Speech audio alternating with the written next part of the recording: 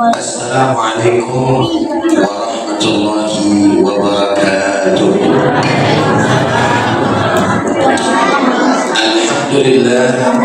Alhamdulillahilladzi anzalal qur'ana hudan wa rahmatan lil alamin wa ja'alahu nuran yahdi man yasha'u ila siratil mustaqim. Asyhadu an la ilaha illallah wahdahu la syarika lahu wa asyhadu anna sayyidana Muhammadan abduhu wa rasuluhu alladzi utiyal qur'an mu'jizatan khamidatan ila yaumil qiyamah. Allahumma salli ala sayyidina Muhammad wa ala ali sayyidina Muhammad. Amma ba'd. Setelah puji dan syukur hanya untuk Allah Subhanahu wa taala Rabbul Izzah, salawat dan salam untuk baginda kita Nabi besar Muhammad sallallahu alaihi wasallam beserta para keluarga, sahabat, dan insyaallah untuk kita semua selaku umatnya. Mudah-mudahan dengan berkah salawat semua yang hadir di sini bisa pergi haji dan umrah, bisa ziarah ke makamnya Rasulullah, dan di akhirat kelak mendapatkan syafaatnya. Amin ya rabbal alamin. Yang sama kita hormati dan sama kita muliakan kepada pengurus masjid dari ketua hingga jajarannya, Bukades yang telah menyampaikan daripada sambutannya. Begitu pula kepada Yayasan Khairul Ummah yang membersamai dalam perjuangan ini serta menjadi wasilah untuk perjumpaan kita. Begitu pula dengan istri dan anak saya tercinta yang juga menemani. Begitu pula kepada bapak-bapak, ibu-ibu, para jamaah, kaum muslimin, kaum muslimat, hadirin wal hadirat rahimakumullah. Mudah-mudahan semuanya kita panjang umur, sehat walafiat, berkah dunia dan akhirat. Amin ya Allah ya rabbal alamin. Bapak Ibu yang sangat dirahmati dan dimuliakan oleh Allah Subhanahu wa taala, hari ini kita berkumpul dalam rangka merayakan perayaan turunnya Al-Qur'anul Karim yang jatuh pada tanggal 17 Ramadan. Walaupun tanggal 17 Ramadan kemarin sebagaimana yang disampaikan oleh Ibu Kades kita. Bapak Ibu, sebelum lebih panjang saya sampaikan, saya ingin menegaskan kepada kita bahwa penurunan Al-Quran itu terjadi pada dua metode. Ada berapa? Dua metode. Metode yang pertama adalah pada malam Lailatul Qadar, sebagaimana yang disampaikan oleh Allah, faqala ta'ala inna anzalnahu fi lailatul qadar. Sesungguhnya kami yang telah menurunkannya pada malam Lailatul Qadar. Timbul pertanyaan, bagaimana caranya? Malam Lailatul Qadar diturunkan Al-Quran secara langsung sebanyak 30 juz sekaligus dari Lauhil Mahfuz ke Baitul Izzah. Dari mana Bu? Lauhil. Assalamualaikum. Assalamualaikum. Masih hidup? Alhamdulillah. Ibu-ibu siap nyimak apa enggak? Siap dengar apa enggak? Bapak-bapak siap dengar? Kurang kompak siap dengar kan nih? Lanjut apa udah? Saya minta fokus, apa yang saya sampaikan diperhatikan. Saya tanya jawab yang keras. Insya Allah. Siap? Alhamdulillah. Saya ulang. Jadi pada malam Lailatul Qadar dari Lauhil ke Baitul 30 juz secara langsung. Itu metode pertama. Yang kedua adalah secara berangsur-angsur dari Baitul Izzah atau langit dunia kepada baginda kita punya Nabi besar Muhammad Shallallahu Alaihi Wasallam. Ayat yang pertama kali turun adalah surat Al-Alaq dari 1 sampai dengan 5. Tanggal 17 Ramadan di Gua Hira, hari Senin. Assalamualaikum. Sampai di sini jelas? Jadi yang dirayakan yang mana? Yang pertama metodenya apa, yang kedua? Assalamualaikum. Jawab yang kompak, metode pertama apa yang kedua? Jelas sampai sini? Jadi bukan berarti merayakan 17 Ramadan nuzulul Quran menafikan, meniadakan daripada malam Lailatul Qadar pula sebagai turunnya Al-Quran. Kenapa nggak malam Lailatul Qadar yang kita rayain? Bukan persoalan apa-apa. Karena memang malam Lailatul Qadar nggak dikasih tahu kapannya, tanggalnya kagak ada. Betul nggak kira-kira? Malam Lailatul Qadar itu terjadinya kapan sih? Malam ganjil itu dikasih tahu ulama. Lalu kemudian kata Nabi di 10 terakhir bulan Ramadan, malam ganjil. Itu pendapat yang masyhur. Nah, di mana itu turun 21, 23, 25, 27, 29, itu nggak ada yang tahu. Kok karena di semuanya, bahkan ada ulama yang mengatakan 10 terakhir itu salah satunya juga mau ganjil mau kena. Itu juga bisa turunnya namanya Al-Quran Karim atau Lailatul Qadar. Jelas nggak kira-kira? Sehingga pada akhirnya kalau yang namanya metode kedua sudah jelas tanggalnya kelihatan. Memang Nabi ketika menerima wahyu pertama tanggal 17 Ramadan, maka tanggal 17 Ramadan itulah yang kemudian kita rayakan. Assalamualaikum. Sampai di sini jawab yang kompak, jelas tidak? Paham nggak? Nah, oleh karena itu ditegaskan oleh Allah Ta'ala dalam Al-Quran, syahrul Ramadan alladzi unzila fihi Al-Quran hudan linnas wa bayyinatin minal huda wal furqan. Bulan suci Ramadan adalah bulan diturunkannya Al-Quran sebagai petunjuk untuk umat manusia dan juga pembeda antara yang hak dan juga yang batil. Alhamdulillahi rabbil alamin. Nah, ini termaktub di dalam Al-Quran surat Al-Baqarah ayat 185 ya ikhwan wa akhwat.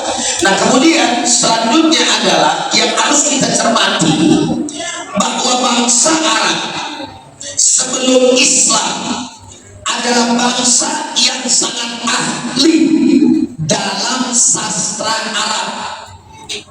Mereka bangga dengan syair-syair mereka. Bahkan syair yang terbaik digantung di Ka'bah yang disebut dengan mu'allaqat. Artinya mereka sangatlah memperhatikan seni daripada bahasa, sastra yang begitu tinggi. Maka mereka berlomba-lomba untuk membuat syair, mana syair yang lebih indah, itu maksudnya. Sehingga ketika ada yang menang, syairnya paling tinggi, bahasanya paling bagus, maka digantung tuh di Ka'bah yang dinamakan dengan mu'allaqat. Apa namanya? Nah, oleh karena itu saudara hadirin, ketika Al-Quran turun, seluruh penyair Arab yang jago-jago, yang hebat-hebat, mereka terdiam. Kenapa mereka terdiam? Karena mereka melihat keindahan bahasa yang begitu tinggi, yang tidak pernah dimiliki dan tidak mampu dibuat oleh seluruh para penyair-penyair Arab ketika itu, saudara. Alhamdulillahirabbil. Bahkan Allah Ta'ala menantang dalam Al-Quran surat Al-Isra ayat 88. Qul la in jama'atil insu wal jinnu ala ayatu bimithli hadzal Qur'an la ya'tuna bimithlihi. Katakanlah, jika manusia dan jin berkumpul untuk membuat yang semisal Al-Quran ini, mereka tidak akan mampu membuat yang serupa dengannya. Dan sampai saat hari ini tidak ada satu manusia pun yang mampu untuk kemudian menyamai daripada kualitas Al-Quranul Karim. Maka oleh karenanya para ahli bahasa Arab mengakui keajaiban Al-Quran. Salah satu tokoh Arab kafir Quraisy namanya Al-Walid ibnul Mughirah pernah mendengar Al-Quran, lalu dia berkata apa? Inna lahu la halawatan wa inna alaihi la talawatan wa innahu la ya'lu wa la yu'la alaih. Sesungguhnya Al-Quran itu memiliki keindahan, memiliki kemanisan, ia tinggi dan tidak ada yang mampu untuk menandinginya. Alhamdulillahirabbil. Bahkan dalam ayat yang lain juga terulang kembali tantangan itu, Bapak Ibu. Dalam ayat Al-Quranul Karim surat Al-Baqarah ayat 2, wa in kuntum fi raibin mimma nazzalna ala abdina fa'tu bi suratin min mithlih wa da'u syuhada'akum min dunillah in kuntum shadiqin. Shadaqallahul azim. Kata Allah, seandainya kamu ragu terhadap apa yang aku turunkan kepada Muhammad Rasulullah, yaitu Al-Quranul Karim, fa'tu bi suratin min mithlih, coba bawa saja satu surat yang seumpama dengan Al-Quran. Kalau kamu tidak bisa buat sendiri, wad'u syuhada'akum, cari ajak saksi-saksimu, teman-temanmu yang paling pintar, yang paling hebat, bikinnya bareng. Artinya arangnya bareng. Kata-kata yang mampu bisa menandingi daripada Al-Quranul Karim. Lalu pada akhirnya, saudara, hal ini tidak pernah ada dan tidak pernah terbukti bahwa siapapun yang berusaha untuk membuat yang semisal dengan Al-Quran bisa menandingi daripada Al-Quranul Karim. Alhamdulillahirabbil. Maka saudara hadirin yang sama dirahmati dan dimuliakan oleh Allah, nggak sampai di situ. Saya sengaja membuat satu catatan tentang pengakuan keindahan Al-Quran dan keunikan bahasa dari orang-orang di luar Islam. Jadi bukan orang Islam ini, saudara. Kalau tadi Walid ibnul Mughirah emang zaman dulu tuh. Sekarang yang zaman-zamannya akhir zaman dah bisa dikatakan. Dan ini adalah peneliti barat, ya. Siapa saja kalangan? Lihat yang pertama, orientalis Inggris, penerjemah Al-Quran sekaligus.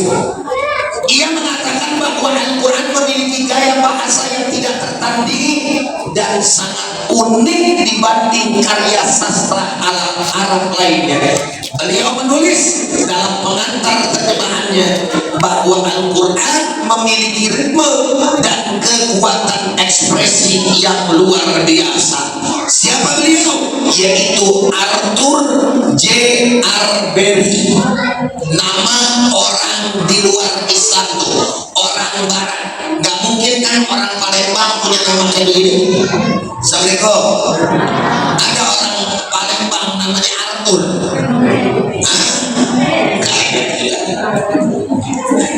Lanjut apa enggak?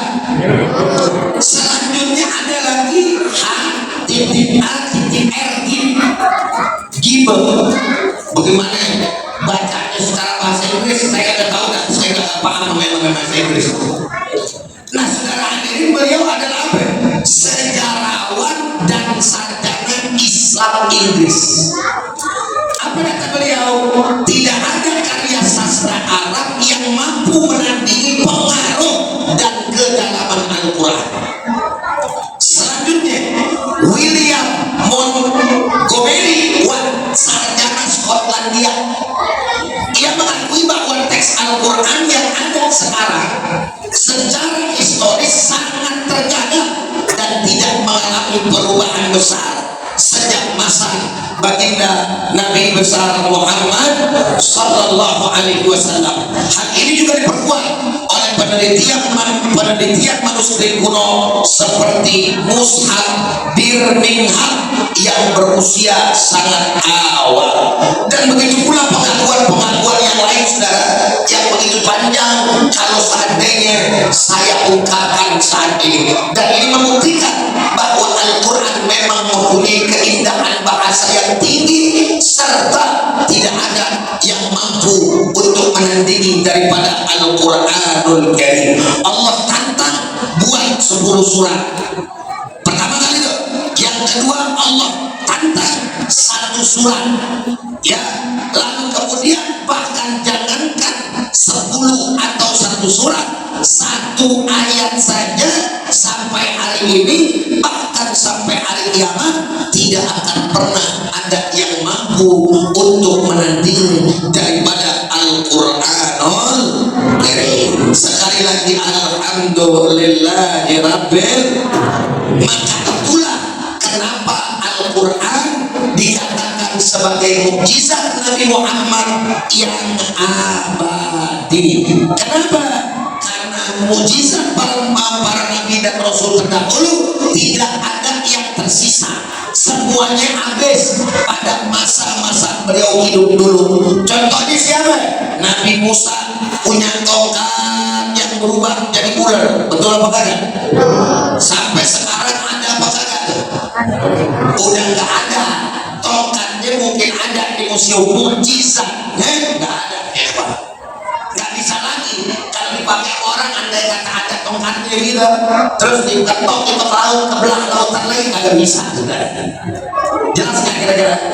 Nabi Isa bisa nyembuhin orang sakit, Nabi Isa juga kagak ada. Kenal Nabi Isa? Kapan kenalannya?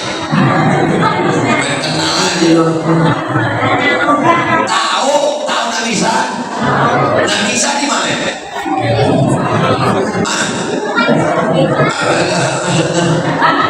Nabi Isa di mana?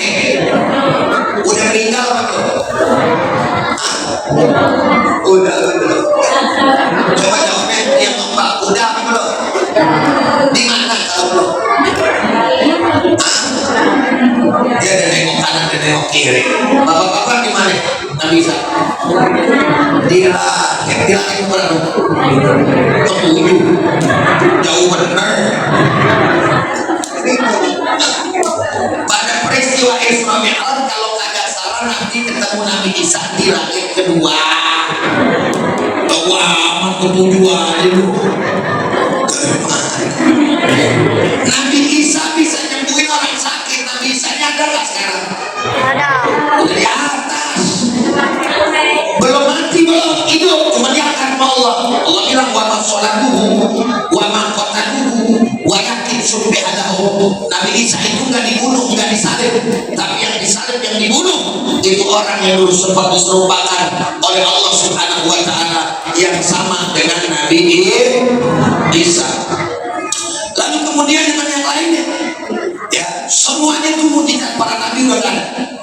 Tetapi saudara hadirin, mukjizat baginda Nabi besar Muhammad sallallahu alaihi wasallam abadi sampai hari kiamat.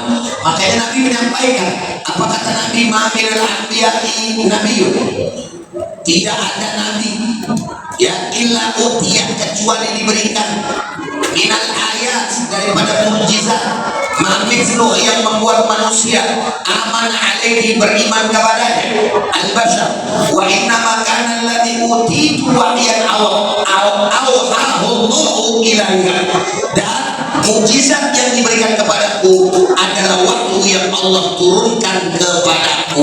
Maknanya adalah Al-Qur'anul Karim. Artinya selama Al-Quran masih dibaca, selama Al-Quran masih hafal, mukjizat Nabi Muhammad SAW tetap hidup. Alhamdulillahi Rabbil Alamin. Nah, pertanyaan selanjutnya ya ikhwan, bagi kita semuanya, lalu bagaimana caranya Allah Subhanahu wa Ta'ala dan Al-Quran tersebut bisa ada sampai saat hari ini, bahkan sampai hari kiamat?